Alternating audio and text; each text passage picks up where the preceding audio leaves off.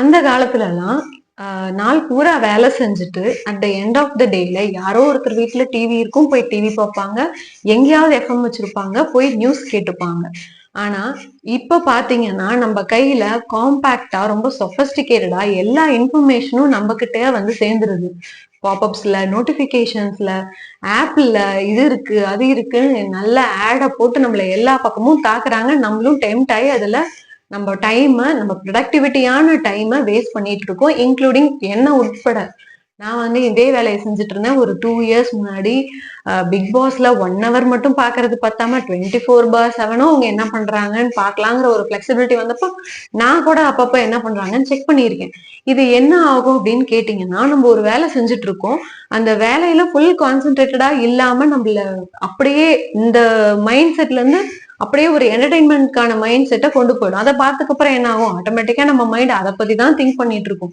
இப்ப என்ன குக் பண்ணிட்டு இருப்பாங்க, இப்ப யார் யார் கூட சண்டை போட்டுட்டு இருப்பாங்கிறது தான் பிக் பாஸ்ல மோஸ்ட் ஆஃப் த டைம்ஸ் வந்து ஹைலைட்டடா காட்டப்படும். சோ அப்படிதான் நானும் இருந்தேன். இப்போ ஏன் இதெல்லாம் செய்யக்கூடாதுன்னு கேட்டீங்கன்னா, நம்ம வந்து ஒரு ஃப்ளோ ஆஃப் ஒர்க்ல போயிட்டு இருக்கப்போ நம்ம மைண்ட் வந்து அதுல ரொம்ப கான்சென்ட்ரேட்டடா இருக்கும். இப்ப நம்ம டக்குன்னு ஒரு என்டர்டைன்மெண்ட்டுக்கு ஜம்ப் ஆகுறப்போ நம்ம மைண்ட் வந்து ஓகே அப்ப ஹாப்பியா ஃபீல் பண்ணும். ரீல்ஸ் பாக்குறது, ஷார்ட்ஸ் பாக்குறது எல்லாமே வந்து நம்மள அப்பத்திக்கு அந்த டோபமைனை ரிலீஸ் பண்ணி நம்மள ரொம்ப ஹாப்பியா ஃபீல் பண்ண வைக்கும். But at the end of the day வந்து நம்மளுக்கு என்ன கிடைச்சிருக்குன்னு பாத்தீங்கன்னா ஒண்ணுமே கிடையாது.